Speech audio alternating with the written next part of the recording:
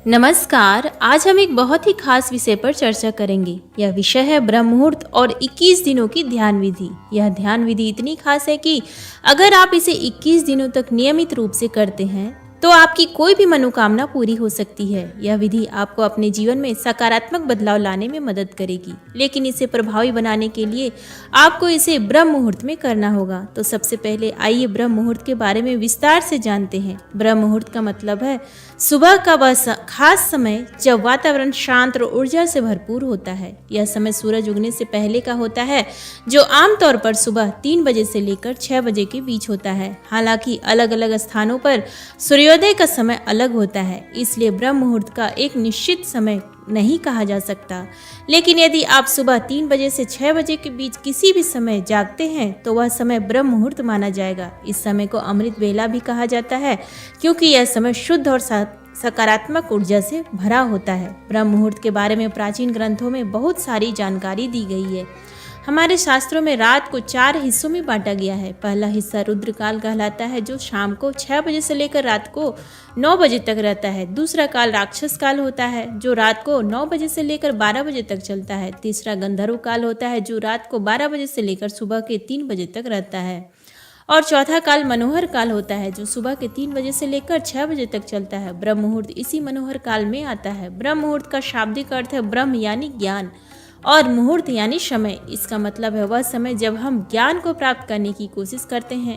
इस समय को शास्त्रों में बहुत ही खास बताया गया है। कहा जाता है कि इस समय देवताओं और सकारात्मक ऊर्जांचल जाती है, तो इसका मतलब यह हो सकता है कि ब्रह्मांड की सकारात्मक ऊर्जा आपसे जुड़ने की कोशिश कर रही है। इसलिए इस समय ध्यान, प्रार्थना या पढ़ाई जैसी सकारात्मक गतिविधियां करना बहुत लाभदायक होता है। सभी धर्मों में भी ब्रह्म मुहूर्त को बहुत महत्व दिया गया है, चाहे वह मंदिर हो, गुरुद्वारा हो या अन्य पूजा स्थल। यह सभी ब्रह्म मुहूर्त में ही खोले जाते हैं, क्योंकि यह समय ऐसा होता है जब नकारात्मक शक्तियां सो जाती है और सकारात्मक शक्तियां जागृत होती है। इस समय बहने वाली वायु को अमृत वायु कहा जाता है। इस समय वातावरण में शुद्ध ऑक्सीजन होती है और प्रदूषण खत्म हो जाता है, और रात के समय ओस गिरने के कारण यह वायु और भी शीतल और शुद्ध हो जाती है। इस समय वातावरण बिल्कुल शांत होता है और हमारे मस्तिष्क की क्रियाएं भी शांत होती है, क्योंकि हम अभी अभी गहरी नींद से जागे होते हैं। यही कारण है कि इस समय पढ़ाई करना, प्लानिंग करना या ध्यान लगाना बहुत फायदेमंद होता है। आपने यह कहावत तो सुनी होगी कि जल्दी सोना और जल्दी उठना सफलता की कुंजी है। जो लोग ब्रह्म मुहूर्त में जागना शुरू कर देते हैं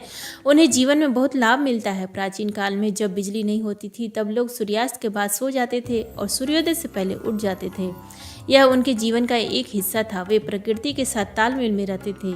जो लोग प्रकृति के साथ तालमेल में रहते हैं वे हमेशा स्वस्थ रहते हैं, लेकिन जो लोग देर रात तक जागते हैं या नाइट शिफ्ट में काम करते हैं वे अक्सर स्वास्थ्य संबंधी समस्याओं का सामना करते हैं। ब्रह्म मुहूर्त का सबसे बड़ा फायदा यह है कि इस समय आप अपनी सोच को सकारात्मक दिशा में मोड़ सकते हैं। अगर आप किसी नई आदत को अपनाना चाहते हैं या किसी लक्ष्य को हासिल करना चाहते हैं तो यह समय सबसे अच्छा है, क्योंकि इस समय आपकी मनोदशा और सोच बहुत स्पष्ट होती है। जब आप इस समय ध्यान करते हैं तो आपका मन और मस्तिष्क पूरी तरह से उस कार्य में लग जाता है। इस समय की गई प्रार्थनाएं और ध्यान बहुत जल्दी फलीभूत होती हैं, क्योंकि इस समय ब्रह्मांड की सारी सकारात्मक ऊर्जाएं सक्रिय होती है। जब आप इस समय कोई अच्छी आदत शुरू करते हैं तो वह जल्दी आपकी दिनचर्या का हिस्सा बन जाता है। तो दोस्तों, अगर आप भी अपनी जिंदगी में कोई बदलाव लाना चाहते हैं तो ब्रह्म मुहूर्त में जागना शुरू करें। यह समय आपके जीवन में बहुत सकारात्मक बदलाव ला सकता है, चाहे आप पढ़ाई कर रहे हो, काम कर रहे हो या किसी भी लक्ष्य को पाने की कोशिश कर रहे हो। ब्रह्म मुहूर्त का सही उपयोग आपको सफलता की ओर ले जाएगा।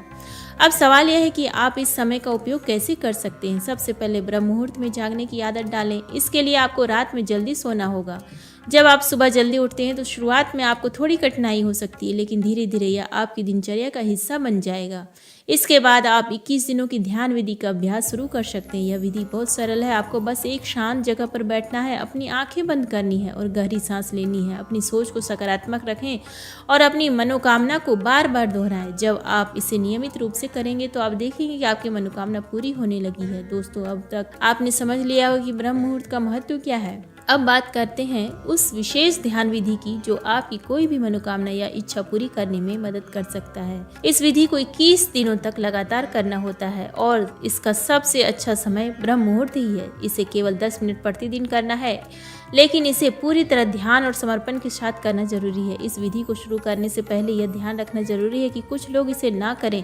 जिन व्यक्तियों को हृदय रोग, ब्लड प्रेशर की समस्या या सांस लेने में कठिनाई होती है, उन्हें इस विधि से बचना चाहिए, क्योंकि इसमें सांस को रोकना पड़ता है, जो इन स्थितियों में असुविधा या स्वास्थ्य संबंधी दिक्कतें पैदा कर सकता है। इसलिए यदि आप शारीरिक रूप से पूरी तरह स्वस्थ हैं तो ही इस विधि को करें। इस विधि को करने के लिए सबसे पहले सुबह जल्दी उठें। ब्रह्म मुहूर्त का समय 3 बजे से लेकर 6 बजे के बीच का होता है, इसलिए इस दौरान उठकर ध्यान के लिए तैयार होना जरूरी है। उठने के बाद आप फ्रेश हो जाएं, यदि संभव हो तो स्नान कर लें, लेकिन यदि इसका समय कम हो तो केवल हाथ मुंह धो लेना ही पर्याप्त है। इसके बाद आप किसी शांत स्थान पर जाएं। यह स्थान आपका पूजा स्थल, ध्यान कक्ष या घर का कोई कोना हो सकता है। यह सुनिश्चित करें कि उस स्थान पर ताजी हवा आती हो, क्योंकि प्रातःकाल की शुद्ध वायु इस ध्यान के लिए महत्वपूर्ण है। ध्यानस्थ होने के लिए जमीन पर चटाई या कुशन बिछाकर सीधे बैठ जाएं। अपनी पीठ और गर्दन को सीधा रखें, दोनों हाथों को घुटनों पर रखें और आरामदायक मुद्रा में बैठें। इसके बाद कुछ क्षणों के लिए अपने मन को शांत करें, अपनी आंखें बंद कर लें और शरीर को स्थिर रखें। यह समय है अपने ध्यान को केंद्रित करने और बाहरी दुनिया की सारी बातों को भुलाने का। जब आपका मन पूरी तरह शांत हो जाए तो अब आपको अपने आज्ञा चक्र पर ध्यान केंद्रित करना है। आज्ञा चक्र वह स्थान है जो आपकी भौहों के बीच में स्थित होता है। यह ध्यान का प्रमुख केंद्र है, जहां से आपकी इच्छाओं और विचारों को ब्रह्मांडीय ऊर्जा तक पहुंचाया जाता है। अपनी चेतना को इसी स्थान पर केंद्रित करें। अपने मानसिक नेत्रों से इस स्थान को महसूस करें। अब आप एक गहरी सांस लें और उसे अंदर ही रोक लें।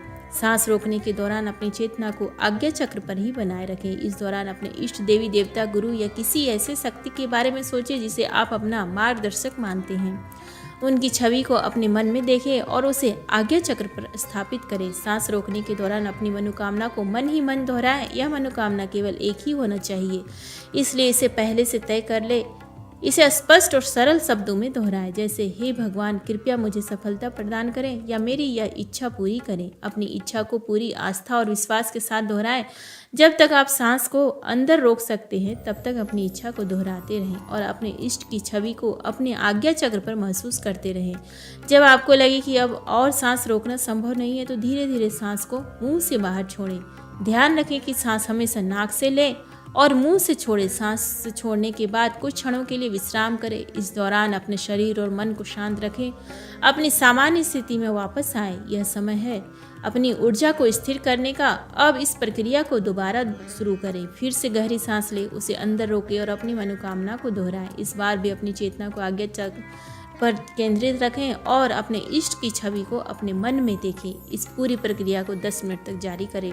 बीच बीच में थोड़ा थोड़ा विश्राम करते लें। यह ध्यान विधि सरल है, लेकिन इसे पूरी निष्ठा और अनुशासन के साथ करना जरूरी है। इसे लगातार 21 दिनों तक करें, बिना किसी दिन छोड़े। यदि आप इसे बीच में छोड़ते हैं या किसी दिन इसे नहीं कर पाते, इसका प्रभाव कम हो सकता है। इस विधि का सबसे बड़ा लाभ यह है कि यह आपकी इच्छाओं को ब्रह्मांडीय ऊर्जा से जोड़ती है। जब आप अपने मन की गहराई से किसी इच्छा को बार बार दोहराते हैं तो वह ब्रह्मांड तक पहुंचती है और पूरी होने लगती है। ध्यान के दौरान यह जरूरी है कि आपका मन भटकने ना पाए। अगर किसी भी समय आपका ध्यान कहीं और जाता है, उसे वापस आज्ञा चक्र पर लाएं। यह अभ्यास आपके ध्यान और एकाग्रता को मजबूत करता है। यह विधि न केवल आपकी इच्छाओं को पूरा करने में मदद करता है, बल्कि आपके मानसिक और आध्यात्मिक स्वास्थ्य को भी बेहतर बनाता है। जब आप ब्रह्म मुहूर्त में उठकर इस विधि का अभ्यास करते हैं तो आपके शरीर में सकारात्मक ऊर्जा का प्रवाह होता है।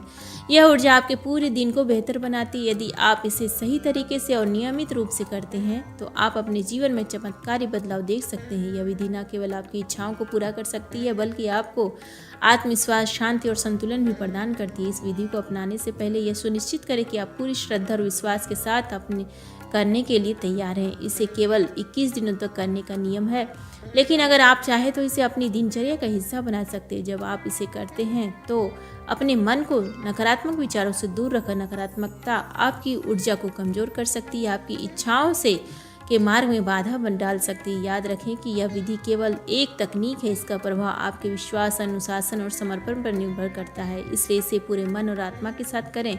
जब आप इसे करते हैं तो अपने मन में यह विश्वास रखें कि आपकी इच्छा जरूर पूरी होगी। तो अब बात आती है कि इस प्रक्रिया के पीछे जो विज्ञान काम करता है वह वास्तव में कितना प्रभावी और गहन है। हमने यह समझा कि हमारा आज्ञा चक्र इच्छाओं और संकल्पों के पूर्ण होने का केंद्र है। जब हम इस स्थान पर ध्यान केंद्रित करते हैं और किसी विशेष इच्छा या लक्ष्य को दोहराते हैं तो यह हमारे मन और ऊर्जा के माध्यम से ब्रह्मांड तक पहुंचता है। लेकिन यह केवल आध्यात्मिक प्रक्रिया ही नहीं है, इसके पीछे एक ठोस वैज्ञानिक आधार भी है। जब हम अपने आज्ञा चक्र पर ध्यान केंद्रित करते हैं तो हमारा मस्तिष्क विशेष रूप से सक्रिय हो जाता है। आज्ञा चक्र को आधुनिक विज्ञान की दृष्टि से पीनियल ग्लैंड से जोड़ा जाता है, जो हमारे मस्तिष्क में एक महत्वपूर्ण ग्रंथि है। यह ग्रंथि हमारी जैविक घड़ी यानी बायोलॉजिकल क्लॉक को नियंत्रित करती है और मेटाबॉलिक हार्मोन का उत्पादन करती है मेलाटोनिन हार्मोन का उत्पादन करती है। मेलाटोनिन न केवल नींद के लिए आवश्यक है बल्कि यह हमारे मानसिक संतुलन और आध्यात्मिक अनुभवों को भी गहराई प्रदान करता है। जब हम इस चक्र पर ध्यान केंद्रित करते हैं तो पीनियल ग्लैंड सक्रिय हो जाता है, जिससे मानसिक स्पष्टता और गहरी चेतना का अनुभव होता है। सांस को रोकने का प्रभाव भी गहन वैज्ञानिक आधार रखता है। जब हम सांस को अंदर भरकर रोकते हैं तो शरीर में एक फाइट और फ्लाइट स्थिति उत्पन्न होती है। इस स्थिति में हमारा शरीर अत्यधिक सतर्क हो जाता है और दिमाग अनावश्यक विचारों को छोड़कर केवल उस पर ध्यान केंद्रित करता है जो हमारे लिए सबसे महत्वपूर्ण है। यह मस्तिष्क के फ्रंटल लोब को सक्रिय करता है, जो निर्णय लेने और ध्यान केंद्रित करने की क्षमता को बढ़ाता है। इस प्रक्रिया के दौरान शरीर में ऑक्सीजन का स्तर कम होता है, जिससे मस्तिष्क को संकेत मिलता है कि वह अनावश्यक गतिविधियों को रोक दे और केवल आवश्यक कार्यों पर ध्यान केंद्रित करे। इसके अतिरिक्त सांस रोकने से हमारी ऊर्जा का प्रवाह यानी एनर्जी फ्लो भी बदलता है। योग और प्राणायाम में इसे प्राण कहा जाता है, जो जीवन ऊर्जा है। जब हम इस ऊर्जा को नियंत्रित करते हैं तो यह हमारे शरीर के ऊर्जा केंद्र चक्रों पर केंद्रित हो जाती है। आज्ञा चक्र पर ऊर्जा के केंद्रित होने से यह चक्र सक्रिय हो जाता है और हमारे विचारों और इच्छाओं को बल प्रदान करता है। तीसरी महत्वपूर्ण बात है हमारे अवचेतन मन यानी सबकॉन्शियस माइंड की भूमिका। अवचेतन मन हमारे मन का वह हिस्सा है जो हमारी आदतों, विश्वासों और गहरे विचारों को नियंत्रित करता है। जब हम किसी विचार को बार बार दोहराते हैं तो वह धीरे धीरे हमारे चेतन मन यानी कॉन्शियस माइंड से अवचेतन मन में प्रवेश कर जाता है। अवचेतन मन एक शक्तिशाली उपकरण है जो हमारे जीवन को आकार देने में महत्वपूर्ण भूमिका निभाता है। यह लॉ ऑफ अट्रैक्शन का मूल सिद्धांत है। लॉ ऑफ अट्रैक्शन के अनुसार हमारे विचार और भावनाएं ब्रह्मांड में तरंगों यानी वाइब्रेशन के रूप में प्रसारित होती है। यह ब्रह्मांड उन तरंगों का उत्तर है उसी प्रकार की घटना और अवसरों के माध्यम से देता है। जब हम किसी विचार को गहराई से अपने अवचेतन मन में उतार देते हैं तो वह विचार ब्रह्मांड तक पहुंचता है और हमारे जीवन में उसी विचार से संबंधित परिस्थितियों को आकर्षित करता है। इसी विधि का प्रभाव इसीलिए भी अधिक होता है क्योंकि हम इसे सुबह के समय करते हैं और सुबह का समय विशेष रूप से ब्रह्म मुहूर्त हमारे शरीर और मन के लिए सबसे शांत और सकारात्मक ऊर्जा से भरपूर पाया जाता है। इस समय हमारा मस्तिष्क एक विशेष अवस्था में होता है जिसे अल्फा स्टेट कहा जाता है। अल्फा स्टेट वह अवस्था है जब हमारा मस्तिष्क गहरी शांति और ध्यान में होता है। इस अवस्था में हमारा अवचेतन मन सबसे अधिक ग्रहणशील होता है।